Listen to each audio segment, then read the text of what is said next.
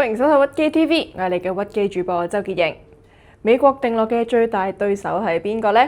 早喺2017年，特朗普就已經係俾出咗答案㗎啦，就係中國啊！所以美國真正嘅目標從來都唔係俄羅斯，佢由頭到尾都係中國。佢哋嘅計劃係先將俄羅斯拖垮，再嚟對付中國。呢一個就係美國而家同未來嘅總綱領。美國使出佢嘅渾身解數都打唔低中國，佢哋已經知道呢一個點，所以最近呢幾年，美國就換咗一種方式啦，就係用新冷戰。特朗普本嚟都想搞下俄羅斯，但係普京就唔想當，於是最近幾日，特朗普又拉埋歐洲推進佢嘅新冷戰。最近大家都見到以法國為首嘅北約國家大規模咁樣向波蘭調兵，北約秘書長呂特宣布啟動東部哨兵行動，丹麥、法國、德國等等嘅國家亦都係派出 F-16同埋陣風戰機進駐波蘭。表面上睇落呢一個係對俄羅斯喺波蘭邊境無人機事件嘅回應，但係實際上係美國喺背後嗰度推動緊新冷戰。我哋要知道喺呢一場博弈入面，中俄如果應對失誤，就可能會落入美國設落嘅陷阱，面臨嚴重嘅風險。同時，美國商務部底下嘅工業與安全局一口氣將23個中國企業拉咗入黑名單。美方就聲稱呢一啲企業涉嫌危害美國國家安全同埋外交利益，所以要好好咁教訓下呢啲企業。值得注意嘅係喺中美兩國喺西班牙展開第4輪貿易談判嘅前夕，特朗普好大機會會想趁呢一個機會憑空做牌對中方施壓，但佢冇諗到自己亦會被中方將翻一軍。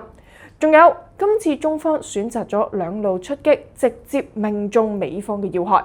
咁美國想點樣計算人呢？中國又會點樣應對呢？而喺裏面又有啲乜嘢深層嘅博弈呢？今日潔瑩同大家講講美國算計中國。喺節目開始之前，記得訂閱屈機 TV、留言、讚好同埋分享俾你嘅朋友。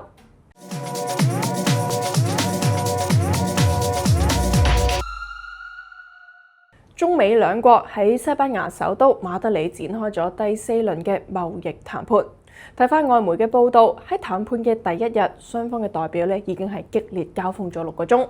美方談判牽頭人美國財政部長貝森特離開會場嘅時候話，第2朝雙方會繼續談判，並喺談判結束之後召開記者會。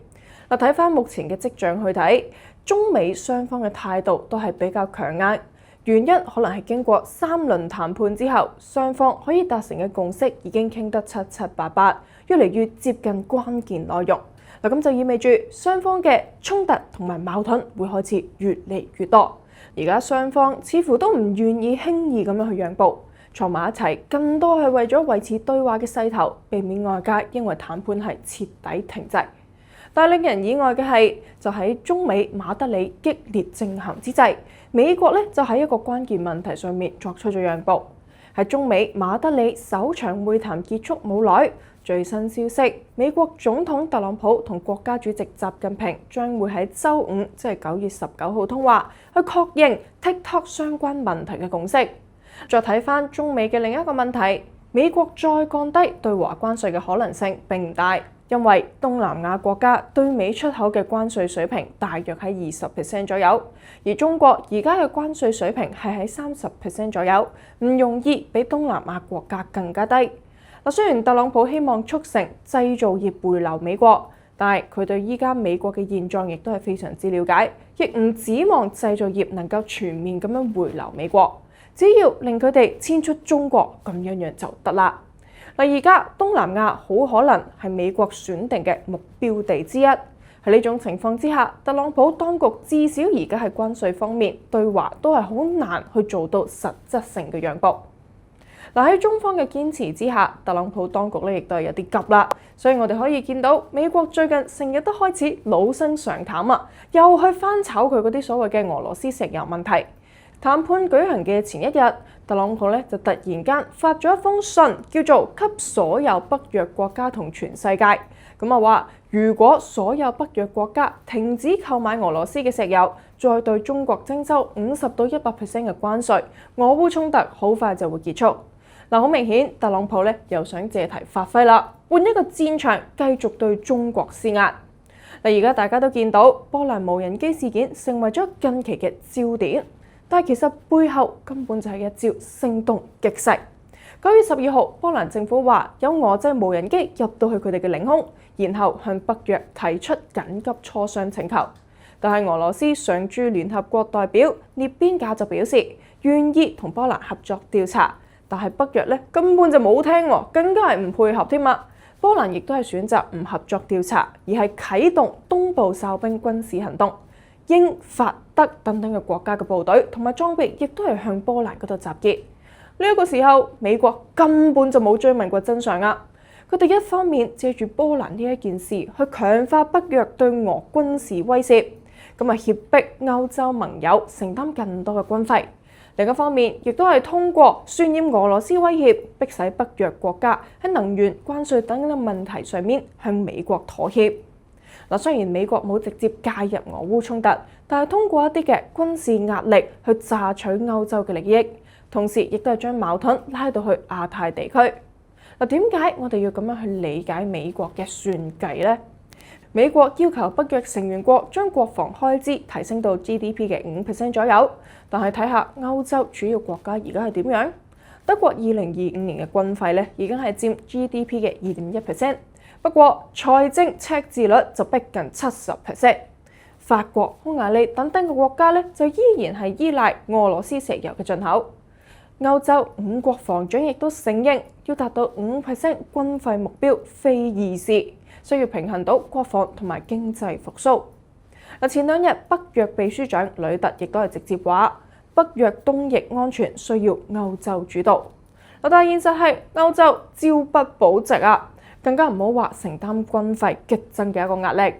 佢哋根本就冇辦法可以喺能源問題上同美國達成一致，美國就根本都唔想理。你唔死就將你壓到死為止。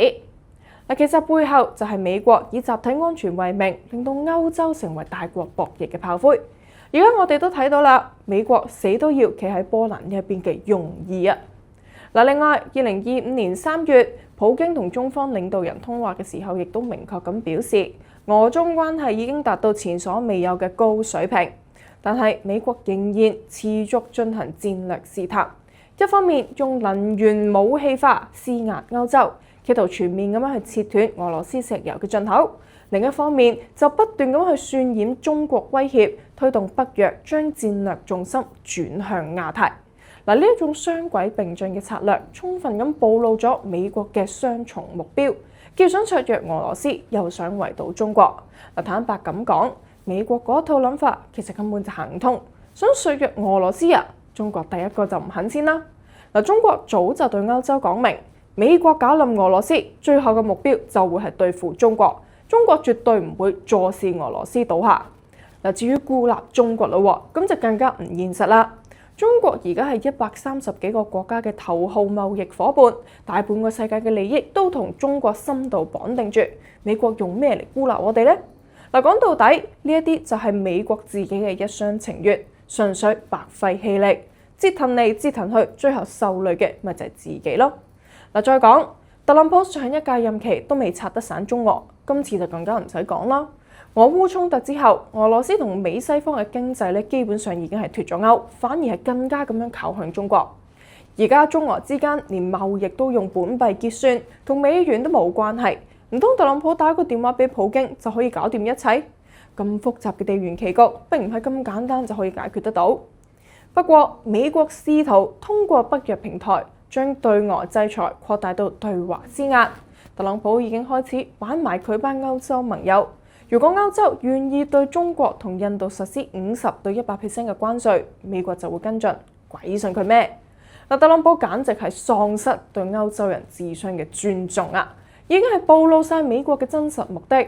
美國依然想拉埋歐洲盟友同中俄打新冷戰。不過對歐洲嚟講，又會唔會愚蠢到將自己變成美國嘅炮灰呢？我哋就拭目以待。歐盟而家陷入戰略困境，戰略自主就已經變成一個笑柄。面對美國嘅抽血式勒索，歐盟已經係麻木晒啦。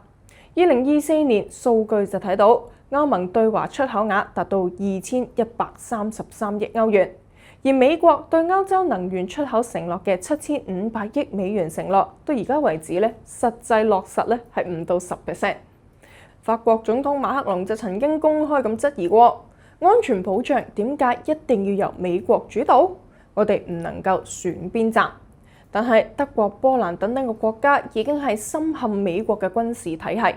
2025年德國軍費佔 GDP 嘅2.1%，波蘭明年將會加到去5% 嘅水平，財政壓力係非常之巨大。而美國施壓歐盟對華加稅，美其名反俄，真實嘅意圖咧就係將歐洲嘅企業推向同中國硬脫歐嘅深淵。德國 IFO 經濟研究入面就預測，如果歐盟對華全面加稅，2026年 GDP 可能縮水1.8%，通脹率會飆升3% 以上。其實如果歐盟真係同中國搞硬脫歐，真實嘅情況睇嚟就會比預測嘅慘烈得多啊！歐洲而家可以話係骨瘦如柴。接住落嚟，歐盟係咪可以自主呢？好難啊！歐洲國家內部都唔統一，就算有啲想自主嘅國家，有時都會搖擺不定。例如馬克龍政府冇耐之前喺中歐電動車談判入面讓步，但係轉頭咧又係關稅問題對美國示好，結果反而俾美國指責軍費不足。咁樣又點可以自主呢？只會令到歐洲越陷越深。近日美國財政部長貝森特接受訪問嘅時候話，歐洲國家需要喺切斷俄羅斯石油收入同結束俄烏衝突方面發揮更大作用。佢仲重申咗美方之前放風嘅立場，就係除非歐洲對中國同印度徵收高額關稅，如果唔係嘅話，特朗普政府唔會對中國商品加稅，目的係阻止中國購買俄羅斯嘅石油。貝森特仲批評咗一啲歐洲國家買俄羅斯石油，而另一啲國家就喺度用折扣價買俄羅斯石油，然後喺印度嗰度精煉成成品油。佢聲稱呢一啲國家其實係為咗自己屋企後院嘅衝突提供資金。佢仲話：我向你保證，如果歐洲對俄羅斯石油嘅買家徵收高額嘅二級關稅，戰爭會喺60到90日內結束，因為咁樣會切斷俄羅斯嘅主要收入來源。貝森特甚至係自誇話，美國以採購俄羅斯石油為由，對印度實施嘅關稅措施，為同印度嘅談判帶嚟咗實質性進展。最近美國幾乎將可以洗腦嘅盟友都洗咗一次腦，為嘅就係慫恿，甚至可以話係施壓歐洲國家對俄羅斯石油買家加稅。9月10號，路透社引述一個美國官員同一個歐盟官員透露，特朗普9月9號同歐盟官員通話嘅時候提出要求，話作為向俄羅斯施壓嘅一部分，佢敦促歐盟對中國徵收高達100% 嘅所謂二級關稅，仲鼓勵歐盟對印度採取類似嘅措施。咁知情嘅歐盟官員就話啦，美方嘅意思係，如果歐盟同意佢哋嘅要求，美國就願意實施類似嘅關稅。佢話佢哋基本上係咁講，我哋會咁做，但係你哋需要同我哋一齊做。另外，英國金融時報9月11號引用咗4位嘅消息人士嘅講話，美國又將會向7國集團，即係 G7 成員國去施壓，要求對購買俄羅斯石油嘅中國同印度大幅加稅，想借呢一件事去逼俄羅斯同烏克蘭展開和平談判。9月13號，特朗普喺社交媒體上面就出 post， 要求北約成員國停止購買俄羅斯石油，並對俄羅斯實施重大制裁。佢並冇忘記到接住落嚟，仲要北約對中國加徵最高去到100% 嘅關稅，聲稱呢一個動作係有助於結束俄烏戰爭，因為中國對俄羅斯有影響力。而家由於美歐等等嘅國家從中作梗，俄烏衝突搞到而家和平前景依然唔明朗。不過9月13號，美國俄烏問題特使基恩海洛格喺烏克蘭首都基輔出席瓦爾塔歐洲戰略年度會議嘅時候，又出嚟炒作俄烏衝突問題，甚至仲向中國潑污水。睇翻基輔獨立報嘅報導，海洛格喺會上就宣稱俄羅斯過度依賴中國支持，仲充當呢一個聯盟關係入面嘅所謂細佬角色。佢話：我認為如果中國今日切斷對俄羅斯嘅支持，戰爭聽日就會結束。今年1月，中國常駐聯合國副代表耿爽喺安理會討論烏克蘭問題嘅時候發言，指出美方代表持續散播虛假述事，對中方進行污蔑，完全唔能夠接受。美方觀點總結起嚟就係3點：中國向俄羅斯提供軍事補給，中國向俄羅斯提供政治掩護。如果冇中國嘅支持，俄羅斯嘅戰爭早就已經結束。耿爽當時強調，呢3個點完全係徹頭徹尾嘅大話。我喺之前嘅會議上面已經多次回應美方嘅謬論，而家我可以講得更加直白。第一，如果中國真係向俄羅斯提供軍事補給，戰場狀況就唔會係而家咁樣。第二，如果中國真係提供政治掩護，我哋就唔會公開喺場合上面反覆強調尊重各國主權同埋領土完整，遵守聯合國憲章嘅宗旨同埋原則。第三，如果中國真係唔希望戰爭早日結束，我哋就唔會派遣特別代表多次開展穿越外交，亦都唔會同全球南方國家一齊發起成立烏克蘭危機和平之友小組。最後中國嘅思路係正確㗎，時間亦都企喺我哋呢一邊。我哋係以鬥爭求和平，以科技興國，而且中國從來唔會受外部壓力影響。2025年中美關稅戰入面，中國憑藉住稀土、新能源等等嘅關鍵領域嘅精準反制，直接令到美國推遲咗高壓關稅。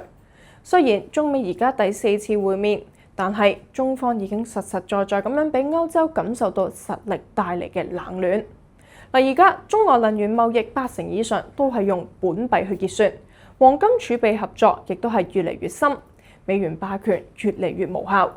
喺呢一個時候，歐盟會唔會傻到喺中美之間徹底咁樣揀一邊埋單呢？呢個真係自相問題啦。不論係美國定係歐盟，想靠極限施壓去壓迫中國就範，最後就只會撞到自己一頭血。另外，中國仲以不結盟嘅一個策略，靈活拓展戰略空間。中俄海軍喺太平洋嘅聯演照常進行。同時，中國同巴西等等嘅金磚國家簽咗一系列本幣結算同埋貿易促進協議。呢一種去美元化嘅合作，事實就係削弱咗美國嘅金融制裁手段。美國雖然拉住菲律賓、日本喺台海、南海呢啲地方不斷咁樣挑事，但係結果呢一啲盟友喺中國面前根本都攞唔到啲咩便宜，最後都係成面灰，一無所獲。再講講中國而家嘅實力。2020年，中國攞咗全球 PCT 國際專利申請量第一，稀土加工產能佔咗全球90%以上。反觀美國，國債利息都就嚟飆到去1萬億美元啦。2025年軍費開支佔 GDP 嘅比例直奔3.5%，比歐盟所講嘅2%高出一大截，就嚟講上冷戰時期嘅5% 水平添。中國咧軍費只係佔 GDP 嘅1.5%，但你睇嚿3閱兵、東風61、殲20S 同埋東風5C呢一啲硬核裝備都已經係列裝到位，軍事現代化一啲都冇話耽誤，仲加速咗推進添。大家有眼一睇就知，中美呢一場長期競賽，時間其實早就已經企喺中國呢一邊。美國想搞冧中國，已經徹底唔可能啦。我哋嘅屈機主播周潔瑩，我哋下集再見，拜拜。最後。記得訂閱我哋屈機 TV 嘅頻道，留言讚好同埋分享俾身邊嘅朋友。我哋下集再見啦！